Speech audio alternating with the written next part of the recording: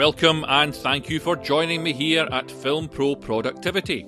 Each week I'll be introducing concepts that film professionals and other creatives can use to make life easier and avoid creative burnout. I'll also present time management and lifestyle hacks for a more focused, effective and happy life. My name is Carter Ferguson and this is Episode 5, Perfectionism. On this week's show, I'll be talking about how perfectionism is not the way forward if you want to be productive and happy. Before I go on to that though, last week I detailed the 5 a day for good mental health system which I had attached to the acronym ALIVE. I hope that that's been a good topic of discussion for you and it's helped a few people along the way. If you missed it, you can access it on the podcast app of your choice, or alternately go to the website filmproproductivity.com where you will also find the show notes.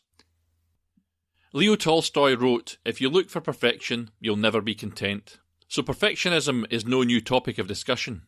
In productivity terms, perfectionism, or dealing with the problems that arise as a result of perfectionism, could have been split over 2 episodes as this is a huge topic. It's something that tied me down for years, and I've found it a major hindrance in my life. Good was never good enough, and good enough was rarely perfect. And I'm absolutely not saying that we shouldn't have high standards, but perfectionism is a trait that will more often than not leave you frustrated and dissatisfied with your work, even if it's excellent. I used to think that perfectionism was a strength. In fact, at one point in my career, it was on my CV for like 2 years.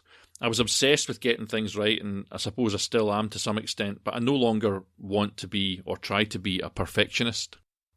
My change of thinking on the matter came about shortly after I made my first feature film, when I had a colossal breakdown, and only then did I realise that perfectionism was probably what had put me there. I was diagnosed as having PTSD. Yeah, PTSD. Who would have thought that making a low-budget feature film would lead to similar mental stresses to those returning from war zones? During my recovery, I signed up for a health class at the STEPS organisation, which I think is now called Wellbeing Glasgow. The class was called Dealing with Stress, and every 6 weeks, at that time, 130 new people started on that class. Stress today is an epidemic and it's killing people. In the handouts that we got with the class, there was a list of things that led to stress, anxiety and depression. On the top of that list was the word perfectionism. I couldn't believe what I was seeing. The thing that I had always thought was a positive trait, I suddenly realised, was the likely reason that I'd gone bananas. My obsession with getting things perfect, and rarely achieving that goal, had been destroying me. Of course, it's not PC to say this anymore, but I was having a nervous breakdown. I couldn't remember things, I had no confidence left, my perception of reality was skewed, and I was totally burnt out. The realisation that everything doesn't have to be perfect is something that many people, including myself at that time, find hard to swallow. I mean, what's wrong with wanting things to be perfect, right? Well, wanting things to be perfect is normal, but becoming obsessed with achieving perfection can be paralysing. It cramps your life and it leads to anxiety, depression, eating disorders, stress and other mental health issues, and all of that in turn leads to damaged relationships, a problematic work-life balance, and ultimately to loss of joy for life.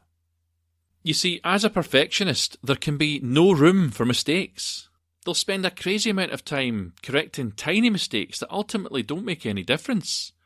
They can be hypercritical, taking the finish of what they're doing to a level far beyond that which others would deem excellent. Things have to be done their way, and that's a very specific way. They find it very difficult to find good people to work with, and many people won't want to work with them for fear of misfooting and drawing their wrath. As a result, they disregard their health, compromise relationships, take on more and more and more, and all of that leads to more pressure, lack of sleep, and stress. Even if they delegate, they keep worrying about it. They'll micromanage even when things are going well. They become obsessed with the end result. They don't care what it takes to achieve the goal, and if they don't make it, they feel like a failure. They even get hung up on the past perceived failures because they just can't let it go. And they can't stop thinking about work because they're afraid that everything will fall apart without them. Their, what I would call inner critic, is forever trolling them and comparing what they are doing with what someone who's done it for years has done, so they're immensely hard on themselves. Because their standards are so high, they become huge procrastinators. I don't know the number of filmmakers out there that have either not shot at all or not even released a film they have shot as they've lost faith in what they're doing. It's not perfect, so it has no worth. These people become perpetually locked in a state of preparation, waiting for the right moment to proceed, for the perfect alignment of the stars that will result in the perfect product. And it's crippling. You see, no matter what they do, it's never enough. Success is never enough for that inner voice I mentioned earlier. It's a motivation killer because they hold themselves to unachievable standards, and much of the time they don't even start. It's all or nothing with perfectionism. And they're constantly worried about their work being judged, which I suppose is not surprising in this social networking age, because let's face it, they possibly will be. Finally, they leave themselves no room to get better. Perfectionists have forgotten that we all need to make mistakes in order to learn. So, let's talk about how we can beat perfectionism. If you see yourself in what I've just been describing there, then fear not. We can beat this addiction to perfection, reprogram our view of reality, and still achieve brilliance in what we set out to do. I beat my addiction to perfection with this simple premise. I asked myself in whatever I was doing, is it perfect? No. Then I asked myself, but is it good enough? And my good enough is really very good, by the way. And if it isn't good enough, I will do more on it. But if my truthful answer is yes, if it meets my minimum standard, then I will give myself permission to move on. I just won't allow myself to get hung up in a perpetual loop of micro-improvement, and I'll proceed with the imperfection. International productivity author Stephen Geis wrote a book about this called How to Be an Imperfectionist. That's a far better description of how I see myself now. Stephen says, if you don't manage to reframe perfectionism as a damaging and inferior mindset, the illusion of its superiority will thwart your desired changes. Now, he's written a whole book on it, and effectively, his solution is the same as mine, but it actually adds another level. He's got a floor and a ceiling to his high standards. His imperfectionist lives between the floor, or the bare minimum standard for it to be okay or good, passable, acceptable, and a ceiling, which is a magical, dreamlike perfection, the highest possible standard. He explains that the perfectionist who seeks the highest possible standard makes that their floor, makes his ceiling their floor. And in turn, that makes their new ceiling unachievable. On that basis, the perfectionist will never reach perfection. Changing your standard from the unachievable to a very high standard frees you up from all the other problems that come with it. Try going 80 or 90% for perfection. That's a much more achievable aim. Eliminating perfection from your life is not a that'll do philosophy. It allows you to set high, achievable standards. So as we embrace imperfection, we need to kill the all-or-nothing mindset. And we can do that by accepting that there is a natural progression to things. We can advance my question by asking, is it good enough for now? Can I let this stand for now and improve it at a later date? Writers will do this in their drafts and redrafting process, gradually improving. Students will study to get better, and as their understanding of a topic or skill broadens, they'll improve. The best analogy is perhaps the one of learning to ride a bike. You have to practice to get better, and eventually the training wheels will come off. You can't immediately achieve brilliance, but you can work your way towards it. On the same topic, we must stop comparing ourselves to others.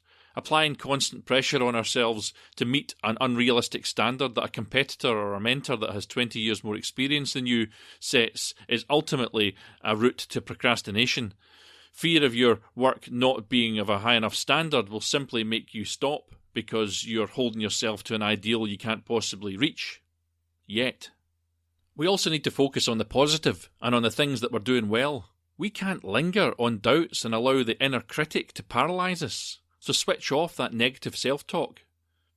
Another thing we have to do is to make health our priority and stop sacrificing rest in the name of work. So care for yourself. Make fitness and eating priorities in your life.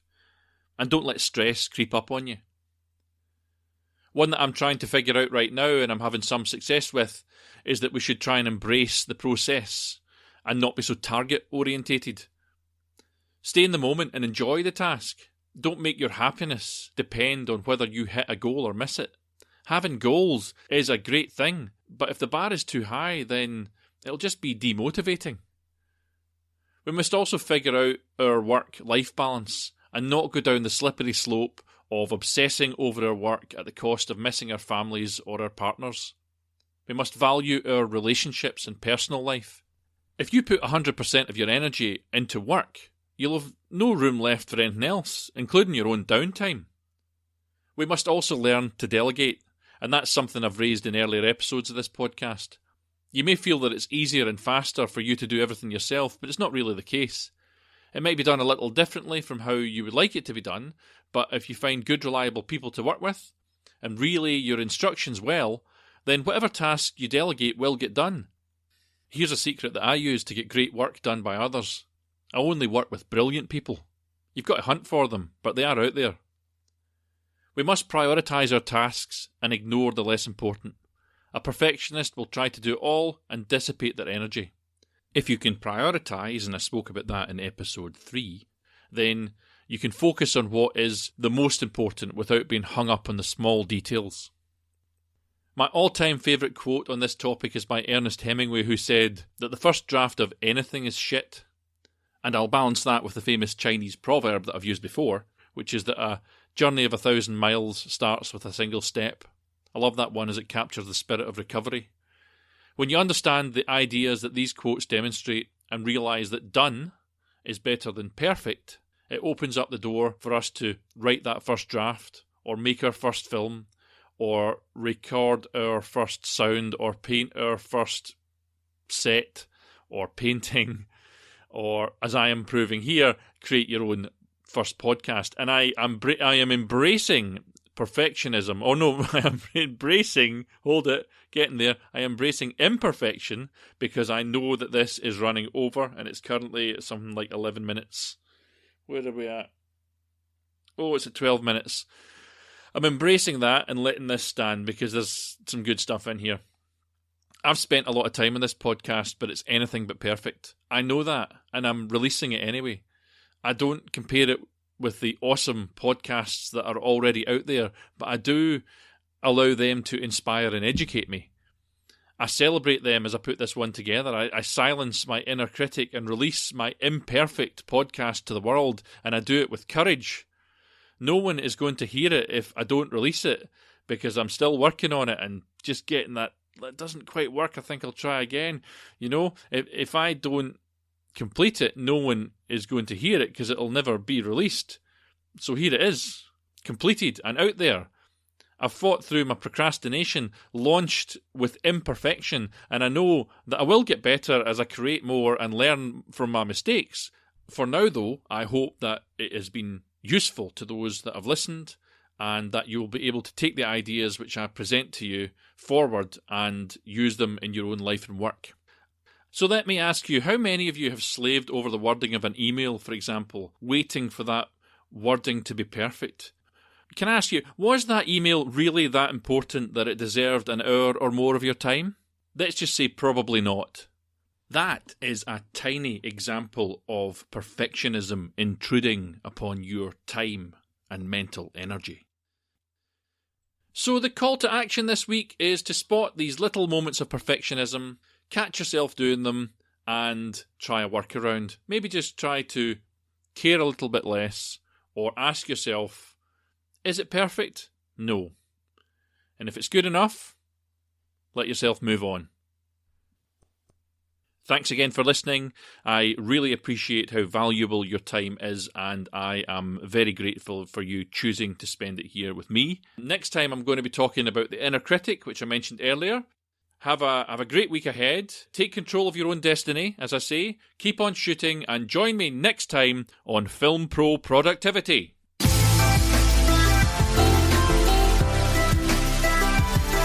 The music that you're listening to right now is Adventures by Himitsu, which I'm very possibly imperfectly pronouncing.